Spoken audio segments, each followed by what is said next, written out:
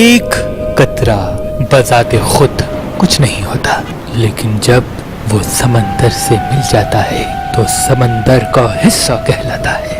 ویسے ہی اپنی خودی کو فنا کر کے اپنے محبوب کو پانے والوں میں اللہ کے ولی حضرت شمس الدین تبریزی سبزواری کا نام یاد رکھا جائے گا۔ آپ کا شجرہ نسب تاریخ نے اپنے دامن میں کچھ یوں لکھا ہے: امام علی، ان کا بیٹا امام حسین، ان کا بیٹا امام زین العابدین، ان کا بیٹا امام محمد باقر، ان کا بیٹا امام جعفر صادق، ان کا بیٹا حضرت اسماعیل، ان کا بیٹا محمد، ان کا بیٹا اسماعیل ثانی، ان کا بیٹا محمد منصور، ان کا بیٹا سید غالب، ان کا بیٹا حضرت عبد المجید، اور ان کے دو بیٹے ہوئے حضرت منتخب باللہ اور حضرت منتظر باللہ۔ حضرت منتخب باللہ سے حضرت قلندر شہباز کا نسب ملتا ہے، اور حضرت منتظر باللہ سے شاہ شمس تبریز کا کچھ یوں۔ ان کے بیٹے ہوئے حضرت احمد ہادی، ان کے بیٹے ہوئے سید ہاشم علی، ان کے بیٹے ہوئے محمد معصوم، ان کے بیٹے ہوئے محمود، ان کے بیٹے ہوئے سید محب، ان کے بیٹے ہوئے علی خالد، ان کے بیٹے ہوئے عبد المومن، ان کے بیٹے ہوئے علی سلام الدین، ان کے بیٹے ہوئے محمد صلاح الدین، ان کے بیٹے ہوئے حضرت شمس الدین تبریزی سبزواری، جس کو زمانہ شمس تبریز کے نام سے یاد کرتا ہے۔ آپ کی ولادت سے تقریباً 25 سال پہلے آپ کے دادا علی سلام الدین نے آپ کے بابا محمد صلاح الدین سے کہا کہ اے میرے بیٹے، ان قریب اللہ تجھے ایک بیٹا دے گا جس کا فیض سورج کی طرح پوری دنیا میں چمکے گا، اس کا نام شمس رکھنا، اور اسے یہ میری امانتیں دینا اور کہنا جو علم اسے ملنا ہے وہ علم اس کے خون میں چھپا ہے۔ بس کچھ برس بعد اللہ پاک نے 15 شعبان 560 ہجری بمطابق 1 دسمبر اپنی رحمت کے خزانے میں سے اس ولی کا ظہور کر دیا جس کو آج بھی زمانہ شمس تبریز کہتا ہے۔ آپ بچپن سے ہی تنہائی پسند تھے، سارا دن اندھیرے میں تنہا بیٹھے رہتے تھے اور اپنے والد سے مختلف علوم سیکھتے رہے، جن میں علم سلوک، علم نجوم، علم عقوب، علم نقالہ، علم نتیت، علم ابجد، علم لباب، علم جفر، علم نور، جنات نقد، مسام، اسرار زبان، نخد اور نیالہ کے ہزاروں راز تھے۔ آپ کی عمر مبارک ابھی 16 سال تک ہی پہنچی تھی کہ آپ ہر انسان کے ہر سوال کا جواب قرآن سے دینے لگے۔ بعض مرتبہ آپ کے والد آپ کی اس معرفت کی منزل کو دیکھ کے اپنے بابا کی وہ بات یاد کیا کرتے تھے کہ تیرے بیٹے شمس کا نور پوری دنیا میں چمکے گا۔ لیکن جیسے جیسے آپ کا علم بڑھتا رہا، آپ لوگوں سے ملنا کم کرتے رہے۔ آپ کے بابا مختلف گاؤں، دیہات، شہر میں آپ کو لے کے جایا کرتے تھے اور آپ دین حق کی تبلیغ کیا کرتے تھے۔ بس آپ کی عمر ابھی تھوڑی ہی بڑی ہوئی تو آپ کے والد نے آپ کی الگ طبیعت کو دیکھ کے حضرت جلال الدین کی بیٹی سے آپ کی شادی کرانے کا فیصلہ کر دیا۔ اپنے والد کی خوشی کے لیے آپ نے شادی کر دی اور اس سے آپ کو اللہ نے 2 فرزند عطا کیے، ایک سید نصیر الدین اور دوسرا سید اللہ الدین، جن سے آپ کی اولاد آج بھی پوری دنیا میں شمسی، تبریزی یا سبزواری سادات کے نام سے پائی جاتی ہے۔ بس زندگی گزر ہی رہی تھی کہ ایک رات آپ کے والد نے خواب دیکھا کہ وہ سورج کی روشنی کو زمین میں تدفین کر رہا ہے۔ خواب سے بیدار ہوا، تعبیر پوچھنے کے لیے سوچ ہی رہا تھا تو آپ کے فرزند حضرت شمس تبریز قریب آئے اور کہا، بابا، اللہ نے سورج کی روشنی کو سب کے لیے رکھا ہے، لیکن آپ کا اس سورج سے پیار اس فیض کو دنیا سے روک دے گا۔ بس اتنا کہنا تھا تو آپ کے والد نے اس خواب کی تعبیر پالی اور کہا، اے میرے بیٹے، تیرا جہاں جی کرے وہاں چلا جا، کیونکہ تیرے ہاتھوں سے، تیرے کردار سے لاکھوں لوگ فیض پائیں گے اور سینکڑوں لوگ مسلمان ہوں گے۔ جاؤ بیٹا جاؤ۔ بس اپنے بابا سے اجازت لے کے آپ تبریز کی طرف روانہ ہو گئے اور 12 سال تبریز میں رہے، جیسے کہ وہاں کے لوگ انسانوں پہ ظلم کرتے تھے تو آپ مسلسل ان کی اصلاح کرتے رہے، تبھی آپ کو شمس سبزواری اور شمس تبریزی بھی کہا جاتا ہے۔ بس اس کے بعد شاہ شمس تبریز مکے کی طرف روانہ ہو گئے۔ اللہ کے گھر کی زیارت کے بعد روضہ رسول پہ آئے، وہاں سے نجف، نجف سے کربلا، کربلا سے بغداد، بغداد سے سامرا، سامرا سے پھر مشہد، مشہد سے کینیا، افریقہ، پوری دنیا میں مختلف مختلف جگہوں پہ جاتے رہے اور اپنے کردار و کرامات و علم سے لوگوں کو فیض دیتے رہے۔ تبھی آپ کو مختلف ممالک کے لوگ مختلف نام سے بلانے لگے۔ روم میں شمس تبریز، عراق میں شمس بغدادی، ایران میں شمس تبریزی سبزواری، کشمیر میں شمس پرندہ، افریقہ میں شمس کلندر، کنان میں شمس کنانی، مصر میں شمس مصری اور شام میں شمس الدین کے نام سے یاد کیا جانے لگا۔ آپ کی ایک عادت ہوا کرتی تھی کہ آپ مختلف شہر جا کے تبلیغ اور لوگوں کی اصلاح کیا کرتے تھے، لیکن جب وہاں کے لوگ درس اخلاق پا لیتے تھے تو آپ وہاں سے کوچ کر لیا کرتے تھے۔ وہ لوگ ڈھونڈتے رہتے تھے، لیکن آپ پھر کہیں ایسی جگہ چلے جایا کرتے تھے جہاں لوگوں کو اصلاح کی ضرورت ہوتی تھی۔ تبھی آپ کی اعزازی قبریں کافی مقامات پر ہیں۔ کوئی ایران میں بھی آپ کی اعزازی قبر بنی ہوئی ہے، روم میں بھی آپ کی اعزازی قبر بنی ہوئی ہے، ترکی میں بھی آپ کی اعزازی قبر بنی ہوئی ہے، قراقرم میں بھی آپ کی قبر بنی ہوئی ہے، کیونکہ آپ لوگوں کی اصلاح کے بعد اچانک سے وہاں سے چلے جاتے تھے اور لوگ آپ کو ڈھونڈتے رہتے تھے اور آپ کی اعزازی قبر بنا لیتے تھے۔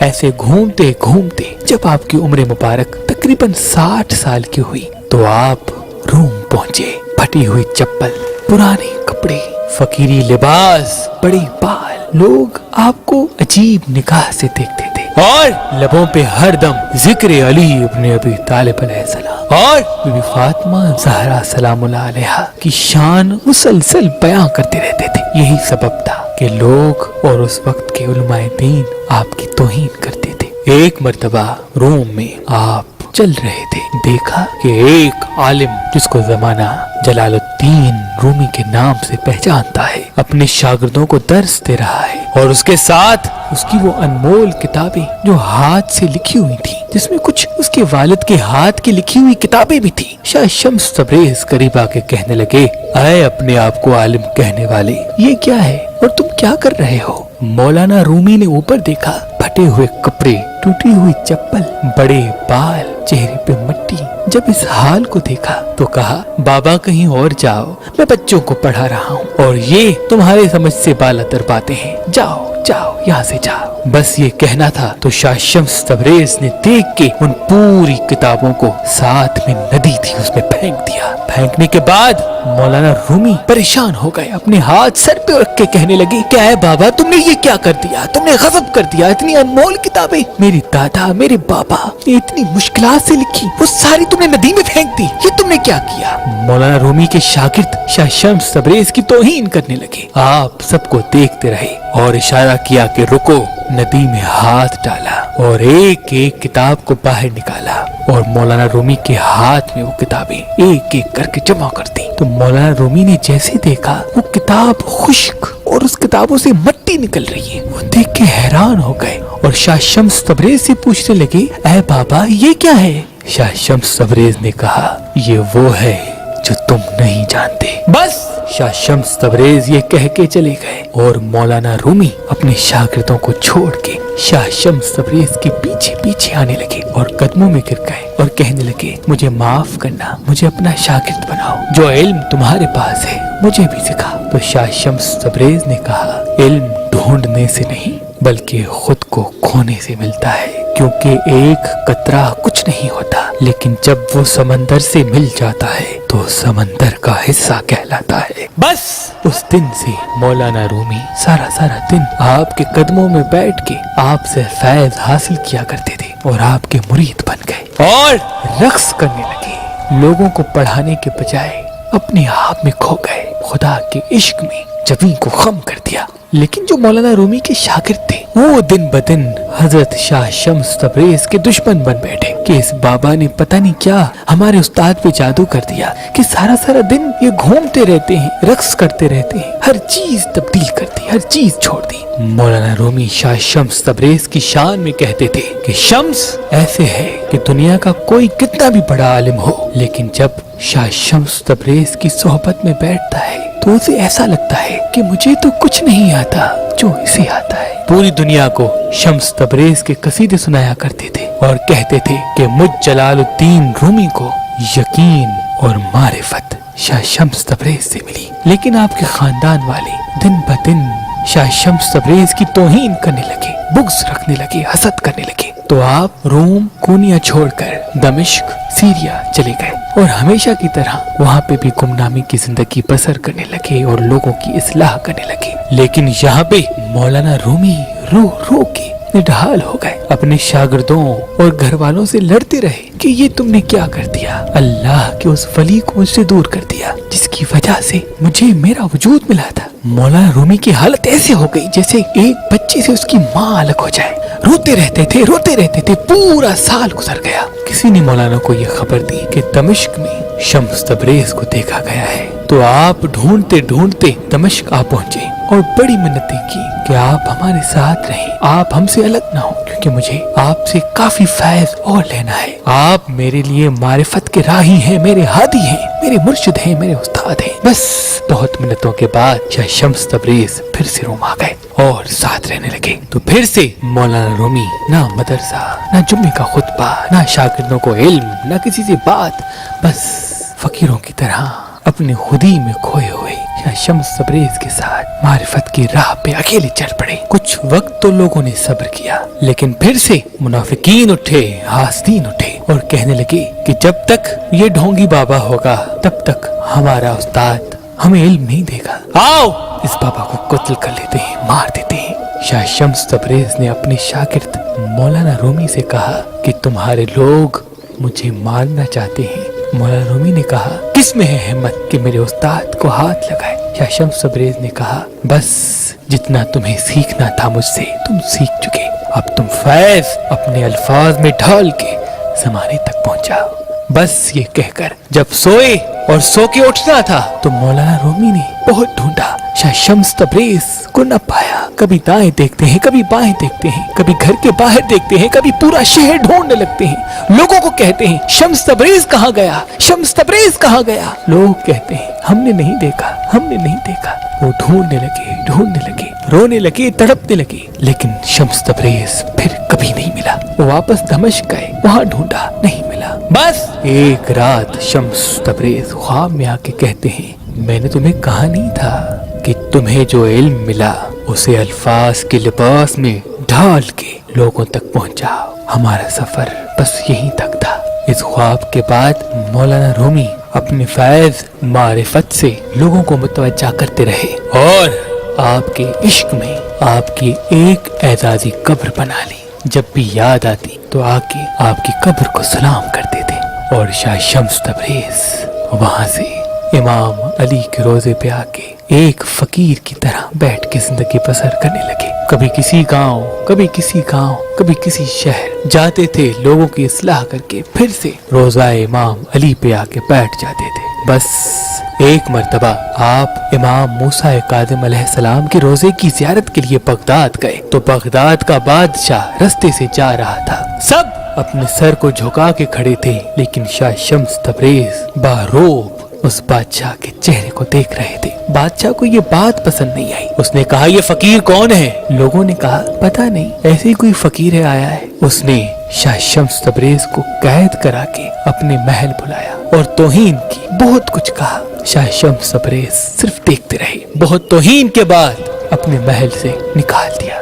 बस शाह शम्स तबरेज का बगदाद से नजफ की तरफ जाना था कि इतनी देर में उस बादशाह का बेटा मर गया। बेटे का मरना था तो लोगों में ये चर्चा शुरू हो गया कि शायद उस फकीर की बद्दुआ लगी है जिसको बादशाह इतना बुरा भला कह रहा था। उसने कुछ भी नहीं कहा। बादशाह को इस बात का एहसास हुआ। उसने अपने सिपाहियों से कहा कि जाओ ढूंढो, उस फकीर को ढूंढो। मुझसे बड़ी गलती हो गई, मैं उसे माफी मांगना चाहता हूँ, मुझे इतनी बड़ी सजा न दे, जाओ उसे ढूंढो। किसी ने कहा कि हम उस फकीर को नजफ में देखते हैं, वो रोज़ा अली के साए में बैठा होता है। आते हैं और शाह शम्स तबरेज के कदमों पे गिर के कहते हैं ऐ अल्लाह के वली, चलो बादशाह के पास। तो आपने कहा कौन बादशाह? मेरा बादशाह सिर्फ अली है। लोगों ने कहा आप चले, वो आपसे माफी मांगना चाहता है, उसका बेटा मर गया और उसे ये लगता है कि उसे आपकी बद्दुआ लगी है।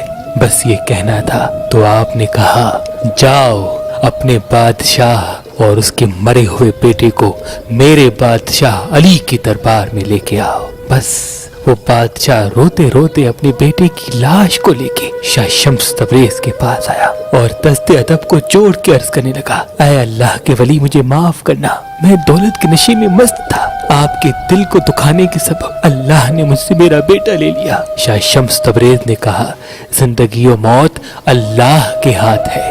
उस बादशाह ने रोक के कहा, ऐ अल्लाह के वली आप सिर्फ अल्लाह से ये कहे कि अगर आपके दिल दुखने के सबब मेरा बेटा मरा है तो वो जिंदा हो जाए, बस ये कहे। तो शाह शम्स तबरेज ने हाथों को उठा के कहा, ऐ अल्लाह अगर इस बादशाह कहलाने वाले इंसान का बेटा इसलिए मर गया कि उसने तेरे बंदे का दिल दुखाया तो इसका बेटा मेरी दुआ से जिंदा कर दे, बस ये कहना था। तो बादशाह का बेटा जिंदा होके खड़ा हो गया। लोग हैरान हो गए कि ये क्या हुआ, 2 दिन से मरा हुआ इंसान कैसे जिंदा हो गया। यकीनन ये बहुत बड़ा जादूगर है, इसकी खाल उतारो, इसे संसार करो, इसे जलावतन करो। ये बातें फैलने लगी। आपने जलाल में सबको देखा और कहा, अल्लाह के मोजज़े को जादू कहते हो, तुम्हें खाल चाहिए, ये लो। बस अपने हाथों से अपने बालों को पकड़ा और खींच के अपनी खाल उतार के उसके कदमों में फेंक दी। सब देखते रहे और आप बगदाद से हिंदुस्तान की तरफ रवाना हो गए। इस मोजज़े के बाद वो जो बेटा जिंदा हुआ था उसने अपने बाबा से कहा कि मेरी जिंदगी शम्स तबरेज की दुआ का सदका है, आज के बाद मैं इनका गुलाम बन के रहूंगा। तो बस आपके साथ एक आपका बेटा नसीरुद्दीन और दूसरा वो शहजादा मोहम्मद चलते रहे।